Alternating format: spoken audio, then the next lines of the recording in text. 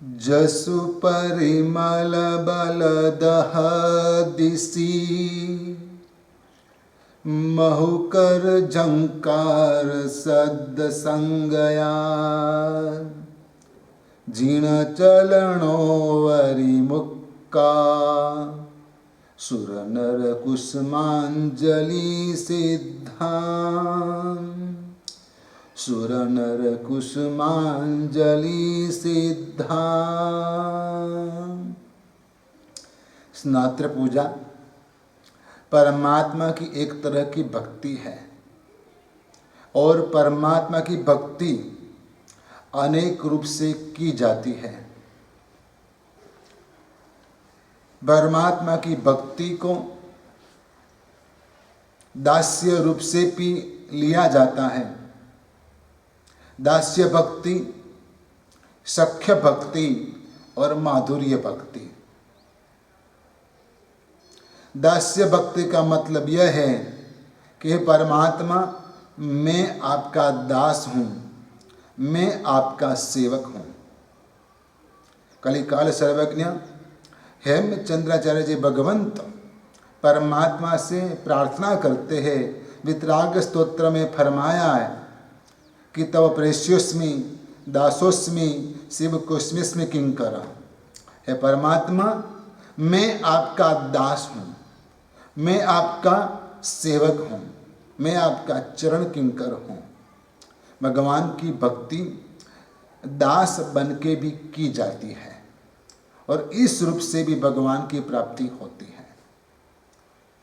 लेकिन कलिकाल सर्वज्ञ आचार्य भगवंत ने आगे बढ़कर यह बताया कि परमात्मा, यदि दुनिया में मैं लोगों को ऐसा बताऊंगा कि मैं आपका दास हूँ, मैं आपका दास हूँ, मैं प्रभु का सेवक हूँ, मैं प्रभु की आज्ञा मानता हूँ, वैसा मैं लोगों को बताऊंगा, लोग मानते रहेंगे क्या? क्योंकि जब तक चेक के ऊपर साइन नहीं की जाती तब तक चेक की कोई कीमत नहीं होती। प्रभु, मैं कहता हूं कि मैं आपका दास हूं, लेकिन आप मुझे दास के रूप में स्वीकार कीजिए। इसलिए कहते हैं ओ मितिपति पद्यस्व नाथ नाथ परम ब्रुवे। हे परमात्मा, ओमकार का अनाहद नाद करके आप मेरा स्वीकार कर लो कि हाँ, तू मेरा सेवक है। यदि जब तक भगवान हमारा स्वीकार नहीं करेंगे तब तक हम भगवान के सेवक कैसे कहलाएंगे? इसलिए हमें इस तक जाना है, वहां तक जाना है कि भगवान का सेवक हम है। वह हमें नहीं बोलना पड़े, लेकिन भगवान खुद बोले हाँ, तू मेरा सेवक है। यह दास्य भक्ति की पराकाष्ठा है। नरसिंह मेहता कृष्ण के दास बन गए और दास बनकर उन्होंने कृष्ण की भक्ति की और तब वह परमात्मा के कृष्ण के भक्त कहलाए। राजा रावण ने परमात्मा की भक्ति की। राजा रावण ने परमात्मा की भक्ति की। उन्होंने मंदोदरी के नृत्य के अवसर पर वीणा बजाई और वीणा बजाते बजाते वीणा के तार टूट गए। नृत्य द्रुत गति में चल रहा था और जल्दी से वीणा बजाने में तार टूट गया। लेकिन राजा रावण ने परमात्मा की भक्ति के अवसर को टूटने नहीं दिया, भाव टूटने नहीं दिया। ताल टूटा लेकिन भाव नहीं टूटा। क्यों? कि उस वक्त राजा रावण ने अपनी विद्या से, अपनी कुशलता से वीणा के तार जोड़ दिए। इतने जल्दी यह कार्य किया कि ताकि मंदोदरी के नृत्य में कोई भंग नहीं हुआ। और इतनी अद्भुत परमात्मा की भक्ति राजा रावण ने की कि उसके प्रभाव से धर्मेंद्र नागराज भी प्रसन्न हो गए और रावण को बोला कि रावण जो चाहिए सो मांग ले। लेकिन रावण ने कहा मुझे कुछ नहीं चाहिए। देव के दर्शन कभी खाली नहीं जाते। कुछ न कुछ देकर देव जाते हैं, इसलिए आपको कुछ मांगना तो पड़ेगा। लेकिन राजा रावण ने बोला मुझे कुछ नहीं चाहिए। नहीं, लेकिन कुछ तो मांगो। जब इंद्र महाराज ने बहुत आग्रह किया तब ये बोले रावण कि देखो, यदि आपको कुछ देना ही है तो परमात्मा की भक्ति का फल जो मिलता है वह मुझे दीजिए, बस इससे ज्यादा कुछ नहीं चाहिए। इंद्र महाराज बोले कि आपने जो भक्ति की है उसका फल मैं नहीं दे पाता हूं। आप कुछ मांगते तो मैं दे सकता हूं, लेकिन कहेंगे भक्ति का फल तो वो मैं नहीं दे पाता हूं। वो इसके मेरे लिए असंभव है, अशक्य है, इसलिए कुछ मांग लो। नहीं, मुझे भक्ति के फल के अलावा कुछ नहीं चाहिए। राजा रावण ने आखिर कहा ठीक है, मैंने जो भक्ति की परमात्मा की, वो भक्ति का आधा फल ही दे दीजिए। इंद्र महाराज ने कहा कि हे रावण, तूने जो भाव से भक्ति की परमात्मा की, रावण राय नाटक की दो अष्टापदगिरी ऊपर रे। अष्टापद गिरिराज के ऊपर 24 तीर्थंकर के सामने राजा रावण ने यह नाटक किया, यानी कि मंदोदरी रानी ने नृत्य किया भगवान के सामने। हाँ, भगवान की 17 वेदी पूजा के अंदर नृत्य पूजा यानी कि नाटक पूजा भी आती है। नृत्य करके भी भगवान को रिझाना है। शांतिनाथ भगवान के स्तवन में भी बताया गया है कि मारो मुजरो ल्योने राज साहिब शांति सलूना। भगवान को प्रसन्न करना है। हाँ, वितराग है परमात्मा, निराकार है, लेकिन फिर भी हमें भगवान को रिझाना है। क्यों कि हमें रिझना है। बाकी भगवान तो न किसी के ऊपर गुस्सा करते, न किसी के ऊपर प्रसन्न होते, समभाव में रहते हैं, क्योंकि वो वितराग है। न किसी के ऊपर उनको राग है, न किसी के ऊपर उनको द्वेष है। लेकिन हमारी राग दशा मिटाने के लिए हमें भगवान की भक्ति करनी है, भगवान को रिझाना है, भगवान को प्रसन्न करना है, क्योंकि हमें प्रसन्न रहना है। रावण राय नाटक की दो अष्टापद गिरी ऊपर रे। भगवान की भक्ति करो, नृत्य से करो, भक्ति भाव से करो, नृत्य में भाव भरो। शादी ब्याह के अंदर बहुत लोग नाचते, डांडिया पार्टी में नाचते, नवरात्रि में नाचते, कभी कभी रैली, नेताजी की रैली में नाच लेते हैं, कभी कभी जब बीबी नचाती है तब नाच लेते हैं। लेकिन भगवान के सामने नाचने में कई लोगों को शर्म आती है। शर्म तो रोड पे नाचने में आनी चाहिए, शर्म तो क्लब में नाचने में आनी चाहिए। भगवान के सामने नृत्य करने में शर्म किस बात की। हाँ, वहां आपके मुख के भावों को भक्ति से भरे हुए दिखाना है, और दुनिया के अंदर लोगों के सामने विकार दिखाना है, काम वासना दिखानी है। नहीं, भगवान के सामने भक्ति के भाव रखकर नृत्य करना है। मंदोदरी रानी ने नृत्य किया, वीणा के तार टूटे लेकिन ताल नहीं टूटा, और राजा रावण ने वीणा के तार जोड़ दिए, अखंड रहे तार। इंद्र महाराज ने बोला जो चाहिए सो मांग ले।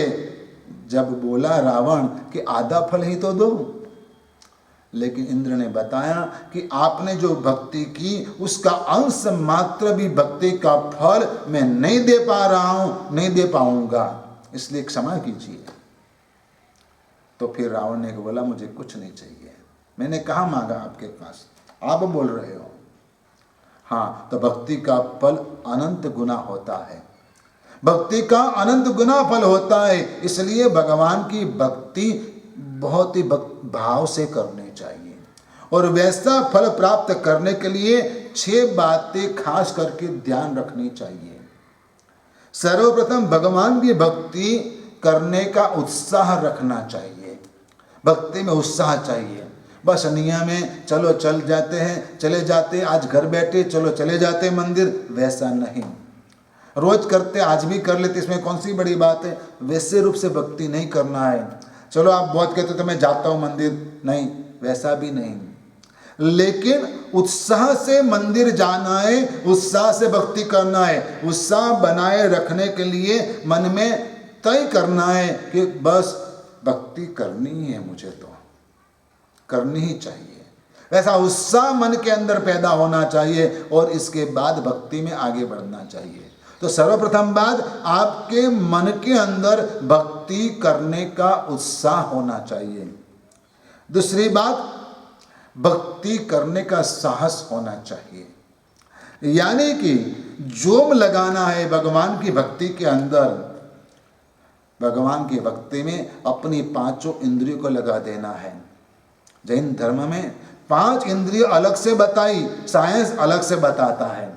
साइंस 2 हाथ 2 पैर 1 मुंह ऐसा बता देगा, लेकिन जैन धर्म स्पर्शनेन्द्रिय चमड़ी, रसनेन्द्रिय जिह्वा जबान, घ्राणेन्द्रिय नाक, चक्षुरेन्द्रिय आंख और कर्णेन्द्रिय वैसे कान, 5 इंद्रिय बताते हैं। ये पांचों इंद्रियों को हमें भगवान की भक्ति में जोड़ना है।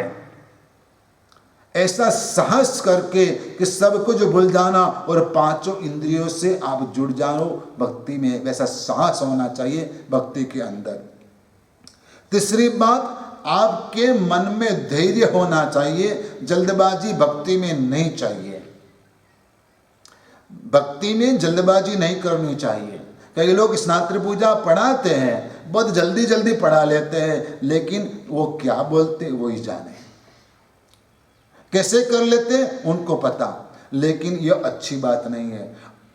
आराम से धैर्य से स्नात्र पूजा करनी चाहिए। साथ ही भक्ति के फल की प्राप्ति में भी धैर्य चाहिए। मैं इतने दिनों से, इतने सालों से भगवान की भक्ति करता हूं, मुझे तो कुछ फल नहीं मिला, कोई फल नहीं मिला, नहीं मिलेगा। क्योंकि जिसको फल की अपेक्षा है उसको फल कभी भी नहीं मिलता है।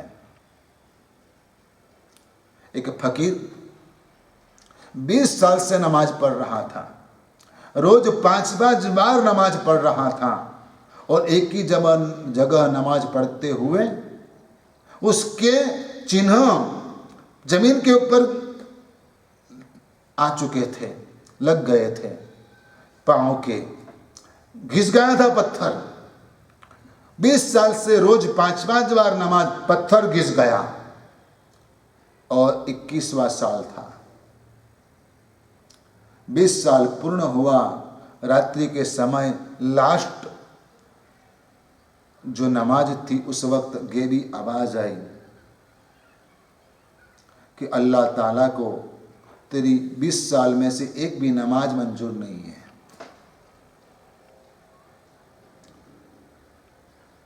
फकीर नाचने लगा, कूदने लगा। गहरी आवाज कहती है, रोने के बजाय तू नाचता क्यों है, खुश क्यों है, प्रसन्न क्यों है? तब जाके फकीर ने कहा, भले खुदा को मेरी एक भी नमाज मंजूर नहीं है, चलेगा, मुझे कोई प्रॉब्लम नहीं, लेकिन मैं 20 साल से नमाज पढ़ता हूं, वो तो उसको पता है ना।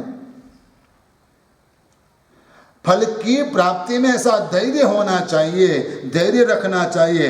सर्वप्रथम उत्साह, दूसरे नंबर में साहस, तीसरे नंबर में धैर्य होना चाहिए और चौथे नंबर में आपके पास तत्व ज्ञान होना चाहिए। तत्व ज्ञान का मतलब है जो क्रिया आप कर रहे हो वो क्रिया कैसे की जाती है उसका पूरा नॉलेज आपके पास होना चाहिए, पूरा ज्ञान होना चाहिए, विधि की पूर्ण समझ होनी चाहिए। लेकिन जिस लोगों को मन में वहम है, अपने आप को ज्ञानी मानते हैं, वैसे लोगों को मैं कहना चाहूँगा कि यदि आपकी नज़र में कोई व्यक्ति धर्म क्रिया कुछ गलत ढंग से कर रहा है तो सबके सामने उसको टोको मत। गलत करते हो, ऐसा कर, ऐसा मत करना चाहिए, नहीं करना चाहिए, मत करो, वैसा बोलना अच्छा नहीं है। वो कल से मंदिर आना छोड़ देगा।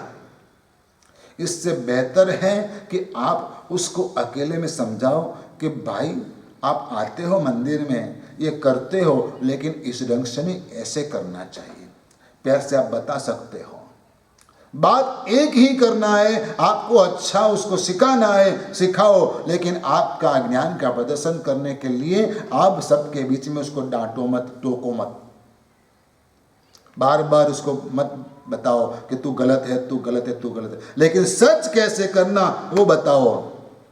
एक ही बात नेगेटिव अप्रोच से बताई जाती है, वही बात पॉजिटिव अप्रोच से भी बताई जाती है। तो आप ये मत करो, ये मत करो, ऐसा मत करो, ऐसा मत करो, नहीं ऐसा मत बोलो, लेकिन इस रूप से करो, इस ढंग से करो, ऐसा बताओ। तब जाके वह धर्म करने के लिए प्रोत्साहित होगा और उल्लास से करेगा, अपनी गलती सुधार देगा। तत्व ज्ञान होना चाहिए। भक्ति करने वाले को और एक बात ध्यान में रखनी चाहिए, कुसंग त्याग करना चाहिए। गलत दोस्ती छोड़ देनी चाहिए, गलत राह पे नहीं जाना चाहिए, गलत देखना नहीं, और गलत पढ़ना नहीं, गलत सुनना नहीं, वैसी बातें नहीं करना, गलत बातों से दूर रहे, गलत दोस्ती से दूर रहे, कुसंग त्याग करे, व्यसनी लोगों से दूर रहना चाहिए, नहीं तो भक्ति छूट जाएगी। बचपन में माँ बाप मुश्किल से आपको मंदिर भेजते, धर्म के संस्कार डालते, लेकिन जब आप स्कूल कॉलेज में आते हो तब दोस्तों की वजह से आपका दिमाग बदल जाता है और मंदिर जाना भी कई युवा छोड़ देते हैं। इसके बाद जब 40-45 के होते हैं, 40 और 45 के होते, लाइफ में धक्के खा चुके होते, धोखे खा चुके होते, तब जाके वापस उसको मंदिर याद आता है। लेकिन नहीं, ऐसा कुसंग नहीं होना चाहिए कि जो कुसंग आपको धर्म से दूर ले जाए, वैसे दोस्त नहीं होने चाहिए। कुसंग त्याग। और इसके बाद लास्ट बात, छठी बात, कि आपके मन में निश्चय होना चाहिए कि धर्म क्रिया करने से, भगवान की भक्ति करने से मेरा कल्याण होगा ही। दुनिया चाहे कुछ भी कहे, दुनिया की मत सुनो, लेकिन आपके अंदर में बैठा जो भगवान है, वो जो बोलता है उसके सुनो, तो आप अवश्य सक्सेस होंगे। इसलिए भगवान की भक्ति करने के समय आपको संकल्प रखना चाहिए, निश्चय रखना चाहिए कि इस भक्ति करने से मेरा कल्याण होगा ही। ये 6 बात अवश्य आप ध्यान में रखना है। भगवान की भक्ति के 3 प्रकार, दास्य भक्ति, और दूसरी भक्ति है सख्य भक्ति। सख्य भक्ति का मतलब है कि भगवान मेरे मित्र है, भगवान मेरे मित्र है। क्योंकि एक वक्त ऐसा था, कुछ सालों से पहले, कई जन्मों से पहले, मैं और भगवान दोनों साथ में खेलते भी थे। बाल पणे आपण ससनेही, रमता नव नव वेसे, आज तुम्हें पाम्या छो प्रभु ताई, हमें तो संसारी निवेसे, हो प्रभु जी ओलम बड़े मत खींचो। हे भगवान, मैं यदि आपको कुछ ऊंचे आवाज में बोलूं तो आप बुरा मत मानना, क्योंकि एक वक्त ऐसा था कि जब आप और मैं दोनों साथ में इस संसार में भटकते थे, और आप आज भगवान बन गए और मैं यहां रह गया। आपको शर्म नहीं आती कि आपका दोस्त ऐसे ही रह गया, संसार में भटकता रह गया? यह सख्य भक्ति की आवाज है। कृष्ण के दोस्त थे, सखा थे सुदामा, और सुदामा कृष्ण के पास गए। दृष्टांत आप जानते हो कि कृष्ण ने सुदामा को कैसे आवकार दिया, कैसे गले लगाया। हाँ, हिम्मत होनी चाहिए इस रूप में भी भगवान के पास जाने की। कहाँ सुदामा, कहाँ कृष्ण। सुदामा खुद जाने के लिए तैयार भी नहीं हो रहे थे कि अब मैं कहाँ जाऊं, वो तो बहुत बड़ा राजा है, द्वारिकाधीश है, मैं कैसे जाऊं उनके पास, क्या बताऊं इसको, और मैं क्या मांगूं उससे। लेकिन इसकी पत्नी ने बहुत बोला, बहुत कहा, बहुत टोका, तब जाके सुदामा जी गए कृष्ण के पास। और जब कृष्ण के पास गए, कोई अंदर जाने नहीं देता, पहरेगिर रोक लेते हैं, कैसा आदमी कैसे अंदर जा सकता है राजा के पास। लेकिन जब अंदर संदेश पहुंचाया गया कि सुदामा नाम का व्यक्ति आया है कोई, तब कृष्ण स्वयं उनको लेने के लिए आ गए, गले लगा लिया सुदामा को, ओ मेरा दोस्त आया। ये सख्य भक्ति है। और भगवान सख्य भक्ति से भी प्रसन्न होते हैं, सख्य भक्ति के मार्ग से भी भगवान की प्राप्ति होती है। और तीसरी बात, माधुर्य भक्ति। भगवान मेरे प्रेमी हैं, मैं भगवान की प्रेमिका हूं। परणे हो प्रीतम प्यारो, अखंड सौभाग्य मारो, रांडवानो भय वारो रे मोहन प्यारा। मीरा ने गाया कि मैंने तो भगवान से शादी कर ली, कृष्ण से शादी कर ली, परणी हो प्रीतम प्यारो, अखंड सौभाग्य मारो। अब तो मैं आज जीवन सौभाग्यवती हूं, कभी भी कोई मुझे बेवा नहीं कहेंगे, क्योंकि मैं भगवान से शादी कर चुकी हूं। आनंद जी महाराज कहते हैं, ऋषभ जिने सरो प्रीतम महारो, औरन चाहू रे कंत। मेरे भगवान ऋषभ ही वही मेरे प्रीतम हैं, और कोई मुझे नहीं चाहिए मालिक के रूप में, स्वामी के रूप में। अब मोहे ऐसी आय बनी, श्री संखेश्वर पास जिनेश्वर मेरो तू एक धनी। बस आप ही मेरे भगवान, आप ही मेरे मालिक, आप ही मेरे स्वामी, आप ही मेरे पति। यह माधुर्य भक्ति है।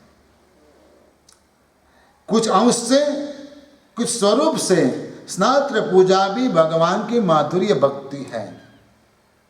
भगवान को कुसुमांजलि चढ़ाना, भगवान को कुसुमांजलि चढ़ाना है, पुष्पों से सजाना है भगवान को, भगवान के चरणों में कुसुमांजलि समर्पण करना है। जसु परिमल दह देसे, महुकर झंकार शब्द संगया, जीना चरणों वरी मुक्का, सुनर कुसुमांजलि सिद्धा।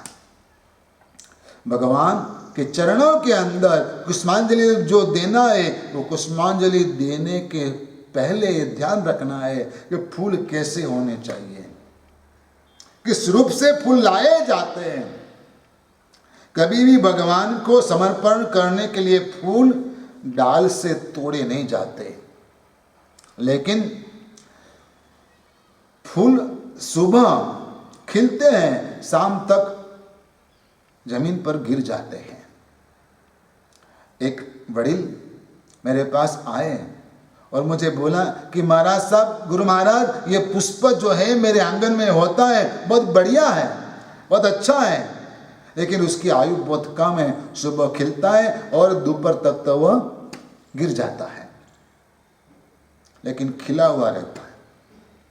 तो जो फूल सुबह पेड़ पे खिला है, शाम तक वो नीचे गिरता है, उस वक्त नीचे जमीन के ऊपर चादर अच्छी सी बिछा देनी चाहिए, और चादर के ऊपर, वो कपड़े के ऊपर जो फूल गिरते हैं, वह फूल लेकर भगवान के पास जाना है, वह फूल भगवान को चढ़ाना है। भगवान को चढ़ाने के लिए फूल की पंखुड़ियां अलग नहीं करनी है, और पेड़ से भी फूल को अलग नहीं करना है, यह ध्यान रखना चाहिए। लेकिन और एक बात ध्यान रखनी है, जल थल फूल उदक कर धारी, यानी कि जो फूल आप लेकर आए, वह फूल को पानी से धोने चाहिए, यानी कि फूल के ऊपर पानी थोड़ा छिड़क देना चाहिए, और वो पानी जो ज़्यादा है उसको निकाल देना चाहिए, और शुद्ध करके फूल को धो के भगवान के ऊपर फूल चढ़ाना है। जसु परिमल दह दिशि, जो फूलों की सुगंध खुशबू चारों ओर फैलती है। दह दिशि, 10 दिशा के अंदर, 10 दिशाओं के अंदर 10 दिशा कौन सी होती है? पूर्व पश्चिम उत्तर दक्षिण 4 दिशा। अग्नि ईशान वायव्य नैऋत्य, ये 4 8 हुए। लेकिन जैन शासन कहता है ऊर्ध्व दिशा यानी कि ऊपर आकाश और अधो दिशा यानी कि नीचे, कुल मिला के 10 दिशाएं हैं। तो वह 10 दिशा जो फूलों की खुशबू 10 दिशाओं में फैलती है और जिसके आगे भंवरे गुंजारव करते हैं, वैसे फूल लाकर भगवान के चरणों में कुसुमांजलि के रूप में अर्पण करना है। और जो आत्मा, जो व्यक्ति भगवान के चरणों में वैसे रूप से कुसुमांजलि अर्पण करता है, उसका जीवन प्रसन्न हो जाता है, उसका जीवन सफल हो जाता है, उसको सिद्धि की प्राप्ति होती है। सूर नर कुसुमांजलि सिद्धा, यह आत्मा मोक्ष तक पहुंच पाती है, यानी कि संसार से मुक्त हो पाती है, भव भ्रमण से मुक्त हो पाती है। उसके अंदर संसार के प्रति कोई राग नहीं रहता, मुक्ति मिल जाती है। तो सुनर कुसुमांजलि सिद्धा। पास जीने सर जग जयकारी, जल थल फूल उदक करधारी, कुसुमांजलि मेलो पार्श्व जिनंदा, कुसुमांजलि मेलो पार्श्व जिनंदा। पार्श्वनाथ भगवान को कुसुमांजलि करनी है। और कुसुमांजलि कैसे करनी है, हर वक्त अलग अलग बात हमें वीरविजय जी महाराज बताते हैं। वीरविजय जी महाराज अच्छे कवि थे, उन्होंने लोगों की नब्ज को जान लिया था, पकड़ लिया था, तब जाके लोगों को क्या पसंद आएगा उनको समझ में आ गया था। इतनी उनकी अच्छी बढ़िया साधना थी। वीरविजय जी महाराज सिद्ध चक्र जी की बहुत अच्छी आराधना करते थे, साधक थे और मां पद्मावती के उपासक थे। आज भी अहमदाबाद के अंदर जो उपाश्रय वीर का उपाश्रय है, वहां पहले भूगर्भ खंड था, अंडरग्राउंड एक हॉल था, कमरा था, और उसमें वो भगवान की प्रतिमा, मां पद्मावती की प्रतिमा और सिद्ध चक्र जी की आराधना के लिए पट रखकर साधना ध्यान वगैरह करते थे। हर व्यक्ति को जो कुछ क्रिएटिव करना चाहता है, उसको कोई न कोई तरह की साधना अवश्य करनी चाहिए, ताकि उनकी आत्माएं उसको गवाही दे कि तू ऐसा कर, तू आगे बढ़ेगा। आपके इष्ट देव को आप अवश्य स्मरण में रखें, उनकी पूजा अवश्य करें, ताकि आप उनके आशीर्वाद से आपका विल पावर बढ़ाते हुए आगे बढ़ पाओगे। वीरविजय जी महाराज मां पद्मावती की, मां सरस्वती की, सिद्ध चक्र जी की और परमात्मा की आराधना और साधना करते थे। उस वजह से उन्होंने इतने सारे कार्य किए और कई रचनाएं इस जिन शासन को दी। पूजाएं, 99 प्रकारी पूजा, 8 प्रकारी पूजा की, पंचकल्याणक पूजा वगैरह और रास ग्रंथ वगैरह बहुत कुछ दिया है। कभी कभार उनकी भी बात करेंगे। लेकिन यह वीरविजय जी महाराज ने हर वक्त कुसुमांजलि के समय कुछ न कुछ हमें नई बात बताई है कि जल थल फूल उदक कर धारी। जब कुसुमांजलि भगवान के चरणों में देना है तो पुष्प, जो फूल होते हैं ना, वो फूल सिर्फ जमीन पे पैदा हुए हैं वैसे फूल नहीं, लेकिन सरोवर के अंदर पानी के बीच में भी जो फूल पैदा होते हैं वैसे फूल भी लेकर आपको आना है। जल थल फूल, जो जल में भी पैदा हुए हैं, कमल वगैरह जो फूल हैं वह जल में यानी कि पानी में पैदा होते हैं। सरोवर में, तालाब में पैदा होते हैं। और गुलाब वगैरह जो है वह फूल जमीन के ऊपर पैदा होते हैं।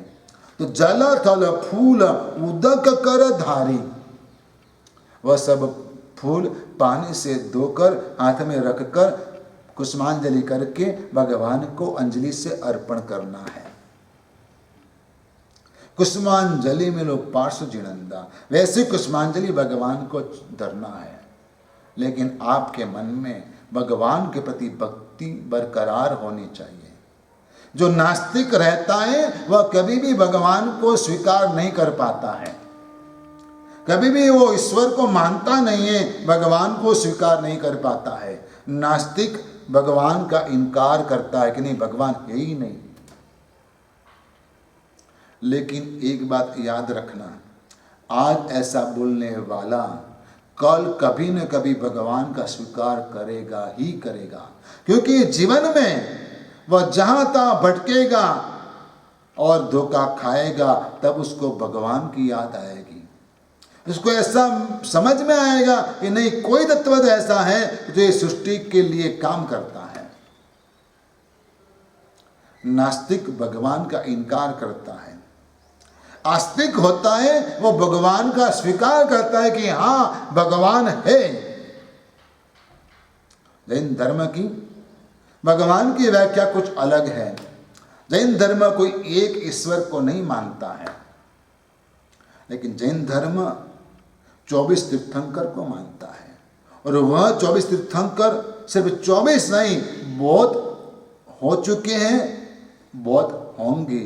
और जैन धर्म आपको भी कहता है कि आप भी भगवान बन पाते हो, और कोई धर्म भगवान बनने की आपको गारंटी नहीं देता। लेकिन जैन धर्म है जो आपको भगवान बनने की गारंटी देता है कि तू भी भगवान बन पाता है। इसलिए आस्तिक जो है वह भगवान को स्वीकार करता है, नास्तिक भगवान को इनकार करता है। लेकिन भक्त जो है वो भगवान का साक्षात्कार कर लेता है, भगवान को साक्षात देख सकता है। अपने आप में रहा हुआ भगवान उसके दिल में प्रकट हो जाते हैं, भगवान का साक्षात्कार कर लेता है। यही जिन शासन सम्यक्त्व कहता है इसको। जब अपने आप को जान लेना, अपनी आत्मा को जान लेना, उसको ही सम्यक्त्व कहा गया है। और जो आत्मा सम्यक्त्व पा लेता है, अपनी आत्मा का साक्षात्कार कर लेता है, वह अवश्य में मोक्ष में जाता है। इसलिए आपको यह ध्यान रखते हुए भगवान की भक्ति करना है। मुके कुसुमांजलि सुरा वीर चरण सुकुमार, ते कुसुमांजलि भविकना, पाप हरे तृणकार, पाप हरे तृणकार। देवलोक परमात्मा के चरणों में कुसुमांजलि देते हैं, भगवान के चरणों में, महावीर परमात्मा के चरणों में। और महावीर परमात्मा, कोई भी तीर्थंकर परमात्मा का जब जन्माभिषेक होता है तो बाल्य अवस्था में किया जाता है, तो भगवान का शरीर एकदम कोमल होता है। वीर चरण सुकुमार, ते कुसुमांजलि भविकना, पाप हरे तृणकाल। आपको कुसुमांजलि के प्रभाव से 3 प्राप्ति होती है। सर्वप्रथम प्राप्ति कि भगवान को कुसुमांजलि करने से आत्मा निर्मल होई सुखमाली।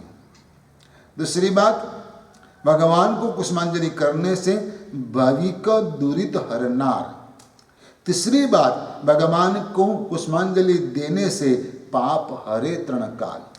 यह 3 प्राप्ति आपको कुसुमांजलि करने से होती है। सर्वप्रथम बात, आत्मा निर्मल होई सुकुमाली। भगवान की भक्ति करने से, भगवान को कुसुमांजलि करने से हमारी आत्मा सुकुमाल होती है, निर्मल होती है। आत्मा निर्मल होनी चाहिए। हमारी आत्मा अनादि काल से अनंत कर्मों से गंदी हो चुकी है, मलिन है। मलिन कर्म हमारी आत्मा के ऊपर लगे हुए हैं, और इतने जन्मों के कर्म यदि धुलने हैं तो धोने के लिए कोई एक जन्म से काम नहीं बन पाएगा, कई जन्म लगेंगे। लेकिन इतने जन्म भी आप धुलने में लगाओगे तो नए कर्म और जमा हो जाएंगे, मुक्ति कब होगी। और इसलिए हमें भगवान की भक्ति करके हमारे कर्म मैल को धोना है, क्योंकि एक पल के अंदर भी ज्ञानी श्वासोच्छ्वासमा करे कर्मनो छेद। ज्ञानी जो रहता है, जो धर्मी रहता है, जो धर्म को समझता है, वह एक पल के अंदर भी अनंत कर्मों का क्षय कर पाता है। अयमुत्ता मुनि यह वे करते हैं और कौशिक में कल्याण की प्राप्ति हो जाती है। बाहुबली जी 1 साल तक कायोसर ध्यान में खड़े थे, कुछ नहीं प्राप्त हुआ, और जैसे ही पांव उठाए वंदन करने के लिए तो केवल ज्ञान की प्राप्ति हो गई, सभी कर्म का क्षय हो गया। आत्मा निर्मल होई सुकुमारी। यदि परमात्मा को कुसुमांजलि करने से हमारी आत्मा निर्मल होती है तो हमारी बुद्धि भी निर्मल होती है, और होनी चाहिए, बुद्धि निर्मल होनी चाहिए। भगवान की भक्ति से हमें वैसी बुद्धि की निर्मलता प्राप्त होवे कि ताकि हम किसी का कोई भी काम बिगाड़े नहीं। आप अच्छा करो कोई प्रॉब्लम नहीं है, लेकिन कोई अच्छा करता है तो उसका काम बिगाड़ने का कभी भी प्रयास मत करना। यदि ऐसा करते हो तो आपकी बुद्धि निर्मल नहीं है, आपके पेट में अभी भी पाप है कि ताकि आप किसी के अच्छे कार्य को बिगाड़ते हो, बिगाड़ने के लिए तुले हो। यह गलत है, यह धर्म नहीं अधर्म है, यह पुण्य नहीं पाप है। आपके अहंकार के लिए किसी का अच्छा कार्य कभी भी मत बिगाड़ना। आप धर्म करते हो अच्छी बात है, लेकिन कोई धर्म करता है तो उसको बिगाड़ो मत, उसके दिमाग खराब मत करो, उसको धर्म करने दो, उसका काम बिगाड़ो मत। आज कई जगह ऐसा हो गया है कि यदि कोई करता है तो गलत है और मैं करता हूं तो अच्छा है। यह धर्म नहीं अधर्म है। कोई भी धर्म करता है उसकी अनुमोदना करो, बहुत अच्छी बात है, करो आप। आत्मा निर्मल होई सुकुमाली। आत्मा निर्मल होता है भगवान की भक्ति करने से, आपकी बुद्धि निर्मल होती है भगवान की भक्ति करने से। आत्मा निर्मल होती तो बुद्धि क्यों नहीं होगी, होनी ही चाहिए। और आपका चित्त निर्मल होता है, आपकी सोच निर्मल होती है भगवान की भक्ति करने से। 3 बातें आपको मिली कुसुमांजलि की पूजा से, कुसुमांजलि करने से। सर्वप्रथम आत्मा निर्मल होई सुकुमाली। आपकी आत्मा निर्मल होती है, अपेक्षा से आपकी बुद्धि निर्मल होती है, और इसके आगे आपका चित्त निर्मल होता है, आपका मन निर्मल होता है, ताकि आप चैन की नींद सो पाओ।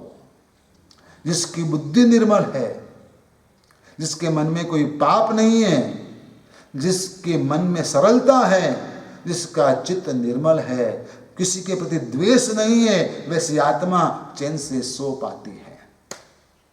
बाकी लोग रात भर भटकते रहते, करवटें बदलते रहते, लेकिन नींद नहीं ले पाते आराम से। और जो नींद नहीं ले पाता उसको कई बीमारियां घेर लेती हैं, आगे जाके परेशानी झेलनी पड़ती है। यदि कोई पुण्य की वजह से आपको कोई परेशानी नहीं आती है तो ऐसा मान मत लेना कि आप कर रहे हो वो सच है। इसका परिणाम तो अगले जन्म में भी भुगतना पड़ेगा। मन निर्मल होना चाहिए, बुद्धि निर्मल होनी चाहिए, आत्म निर्मल होना चाहिए भगवान की भक्ति करने के लिए।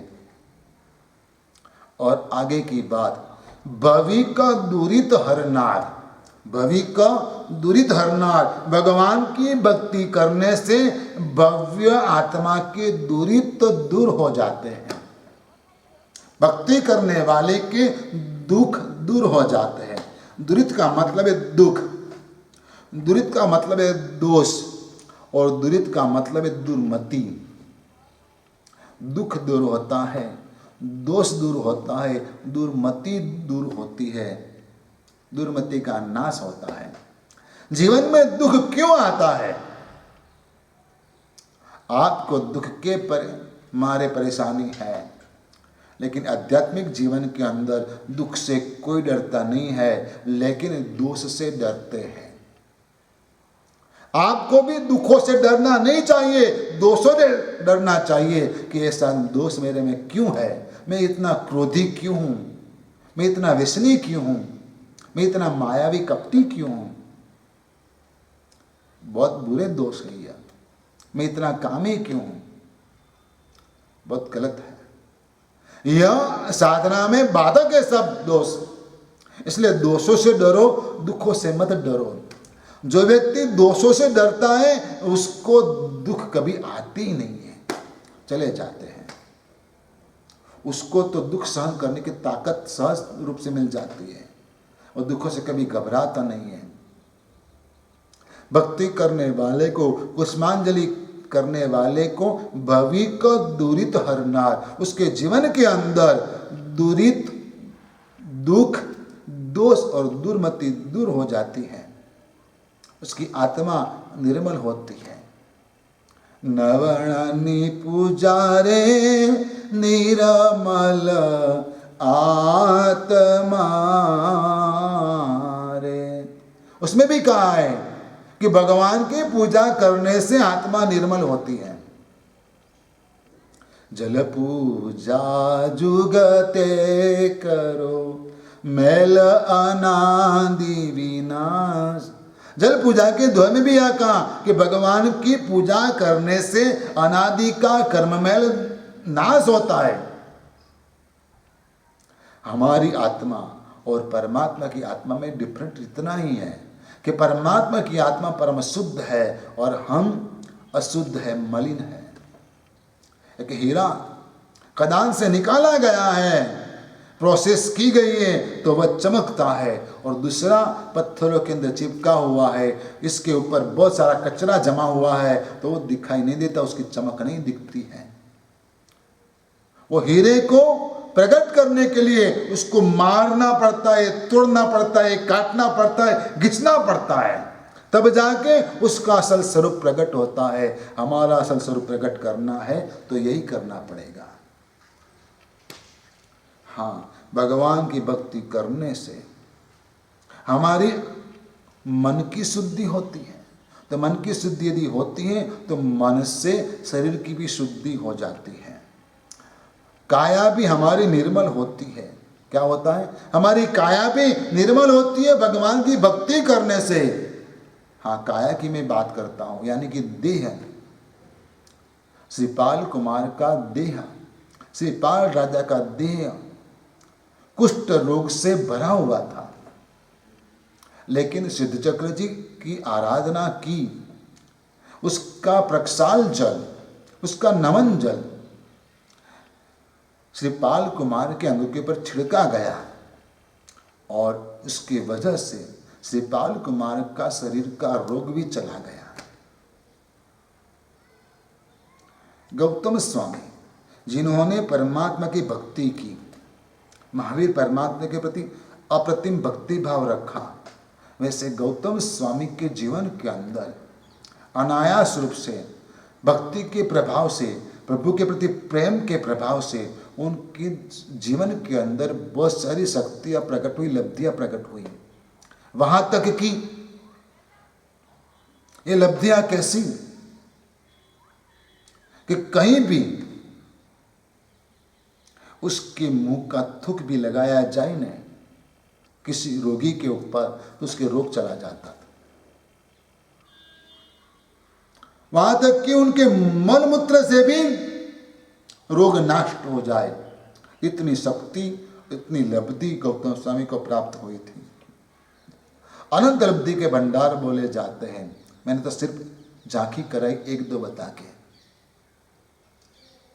आपको भी पता है कि यदि आप चल रहे हैं और ठोकर लग गई, खून बहने लगा, ठंड है, पता नहीं चला, और कुछ देर बाद पता चला कि आपको ठोकर लग गई और खून बह रहा है, उस वक्त तुरंत ही यदि आप और बहते खून के ऊपर पेशाब कर दोगे ना तो खून बहना बंद हो जाएगा। लेकिन ये तो खुद के लिए हुआ, लेकिन दूसरों को भी काम आता है। वह शक्ति भगवान की भक्ति से प्राप्त होती है तो कुछ नहीं है। काया शुद्ध होती है, मन प्रसन्न होता है तो काय भी प्रसन्न हो जाती है। साइकोलॉजी भी कहती है कि मन की प्रसन्नता से आपके शरीर में पॉजिटिविटी आती है। जो नेगेटिव सोच रखता है उसकी पाचन शक्ति कमजोर होती है, उसको खाना हजम नहीं होता। लेकिन जो अच्छी सोच रखता है, जो पॉजिटिव सोचता है, उसकी पाचन शक्ति, इम्यूनिटी पावर सब बढ़ता है और प्रसन्न रहता है। इसलिए अच्छी सोच रखो, पॉजिटिव सोचो। गिलास आधा ही है, आधा गिलास पानी दिया, कितना कंजूस है। लेकिन नहीं, उसने आधा गिलास पानी दिया। ठंड के दिनों में क्या ज्यादा जरूरत रहती है, ठीक है ना, अच्छी बात है। बात वही है आधा गिलास पानी की, लेकिन किस रूप से आप लेते हो वो महत्वपूर्ण है। इसलिए आपको यह ध्यान रखना है कि आपकी काया भी भगवान की भक्ति से निर्मल होती है। हरिभद्र श्री जी महाराज ने योग दृष्टि समुच्चय ग्रंथ के अंदर भगवान की 3 तरह की काया की बात की है। सर्वप्रथम धर्म काय, दूसरी कर्म काय और तीसरी तत्व काय। धर्म काय का मतलब है दीक्षा से लेकर केवल ज्ञान प्राप्ति तक की भूमिका। वो समय जो भगवान का था वह भगवान की धर्म काय थी, यानी कि वह काया से उन्होंने सिर्फ धर्म साधनाएं की, आत्म साधनाएं की, धर्म क्रियाएं की, इसलिए उसको धर्म काय कहते हैं। जो भक्ति से, परमात्मा भक्ति से हमारी काया कौन सी निर्मल होती है, तो ऐसी धर्म काय हमारी निर्मल होती है। यानी कि भगवान की भक्ति से हमारी धर्म साधना में हमें हमारा शरीर सहकार देता है, बाधा नहीं पहुंचाता है। आपको उत्साह से भक्ति करना है ताकि आपका शरीर भी आपको साथ दे भक्ति के अंदर। दूसरी कर्म काय, केवल ज्ञान की प्राप्ति से लेकर निर्वाण तक का जो समय है वह तीर्थंकर नाम कर्म का उच्चतम उदय है, वह कर्म काय उसको बोलते हैं। और तीसरी तत्व काय, यानी कि सिद्ध अवस्था प्राप्त करने के बाद जो आत्मा का शुद्ध स्वरूप है, तात्विक स्वरूप है, उसको तत्व काय कहते हैं। धर्म काय, तत्व काय और धर्म काय, कर्म काय और तत्व काय। गिरुआरे गुण तुम तणा, मारी निर्मल थाए काया रे। इसमें आता है गिरुआरे गुण तुम तणा, श्री वर्धमान जिन राया रे। उस स्तवन के अंदर आता है मारी निर्मल थाए काया रे। मेरी काया निर्मल होती है आपकी भक्ति करने से। हाँ, परमात्मा की भक्ति करने से हमारी काया निर्मल होती है। कुसुमांजलि देने से हमें 3 बात की प्राप्ति होती है। आत्मा निर्मल होती है, भविक आत्म निर्मल होई सुकुमाली, भविक दुरित हरनार, और तीसरी बात पाप हरे तृणकाल, पाप हरे तृणकाल। मुके कुसुमांजलि सुरा, वीर चरण सुकुमार, ते कुसुमांजलि भविकना, पाप हरे तृणकाल। कुसुमांजलि भगवान को देना है, कुसुमांजलि भगवान को देना है, और भगवान को उस कुसुमांजलि अर्पण करने से हमारे 3 काल के पाप टल जाते हैं। पाप हरे तृणकाल, अगले जन्मों में जो पाप किए वह सब टल जाते हैं। वर्तमान में जो पाप हम कर रहे हैं उसके ऊपर ब्रेक लगती है,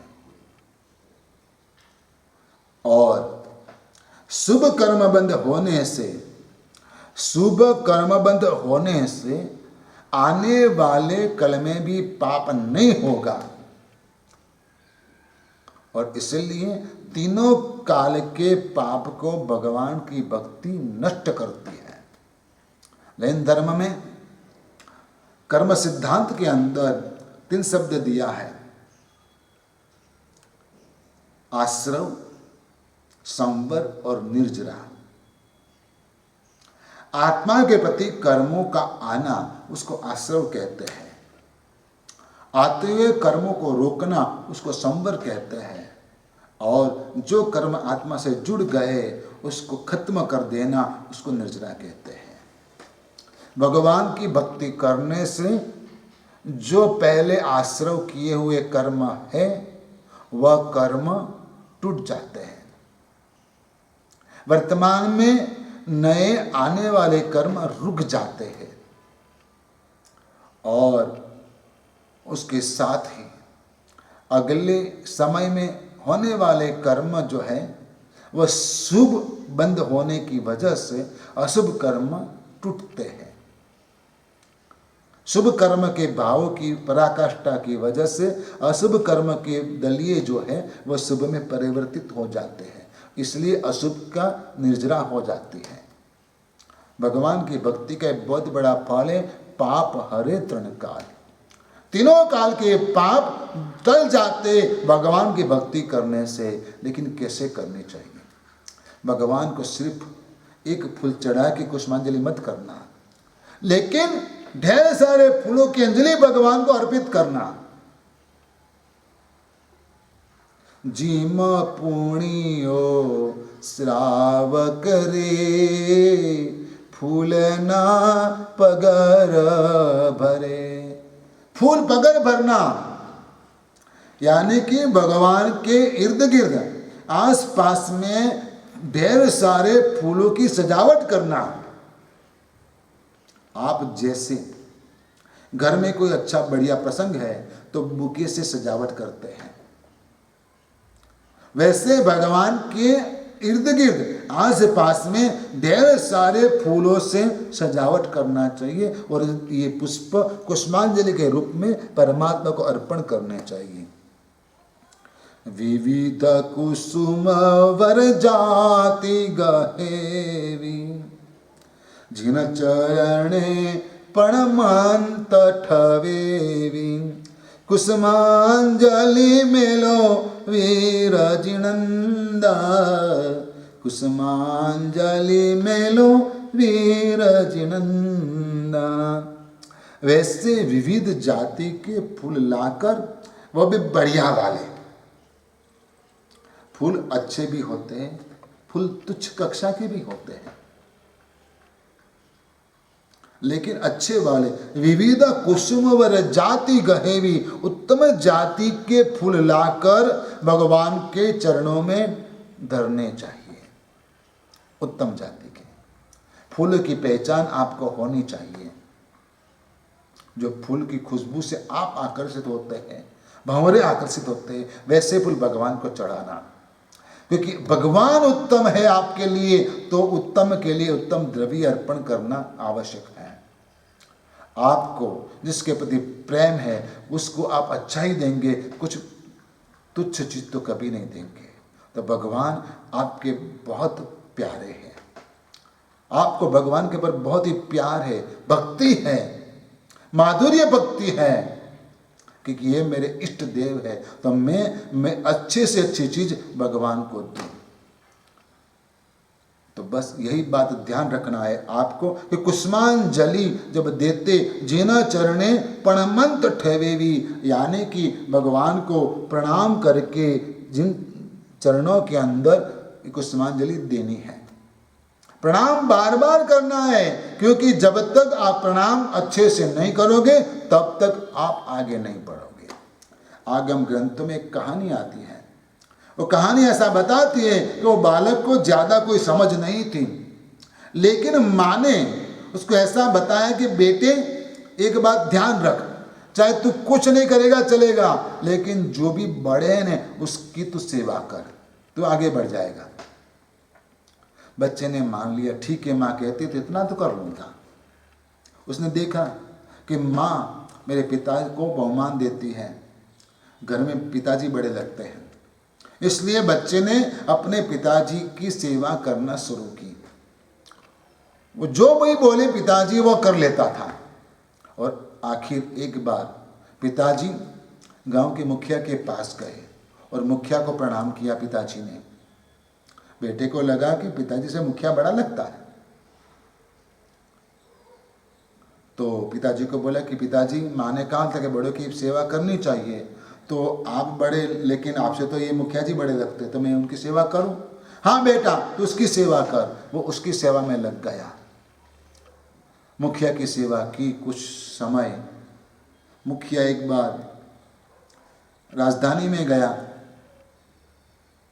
कैपिटल सिटी में गया अपने राज्य की, और वहाँ जाकर मंत्री जी को मिला, मंत्री जी को नमस्कार किया। बच्चे को लगा कि ये मुखिया से तो मंत्री जी बड़े लगते हैं। मुखिया को पूछा कि आपसे तो बड़े ये लगते थे, कहाँ के बड़े, तो मैं इनकी सेवा करूं? हाँ कर। बच्चा मंत्री की जी सेवा में लग गया और मंत्री राजा के पास गया और राजा को प्रणाम किया। बच्चे को लगा कि राजा भी बड़ा लगता है मंत्री से। मंत्री को बोलकर वह राजा की सेवा में लग गया, लेकिन राजा सैनिक भगवान महावीर के पास सेवा में गया, उनकी देशना सुनने के लिए गए, तो उसको लगा कि ओ पिताजी बड़े, बड़ों की सेवा करनी चाहिए। पिताजी से मुखिया बड़ा, मुखिया से मंत्री बड़ा, और मंत्री से राजा बड़े, लेकिन राजा से मैं भगवान बड़े लगते। राजा को पूछा मैं भगवान की सेवा करूं? राजा ने हाँ बोला, उसकी योग्यता देखकर, और बच्चा भगवान के चरणों में समर्पित हो गया। तो वैसे जो झुकता है वो आगे बढ़ पाता है। आप भगवान को अच्छे भाव से बार बार नमस्कार करो, प्रणाम करो, प्रणामंत ठवेवी, प्रणाम करके कुसुमांजलि अर्पण करो, तो आप भी भगवान के मार्ग पे आगे बढ़ोगी। सभी आत्मा इस मार्ग पर आगे बढ़े, यही मंगल कामना के साथ मेरा प्रवचन पूर्ण करता हूँ। धर्मलाभ, आशीर्वाद।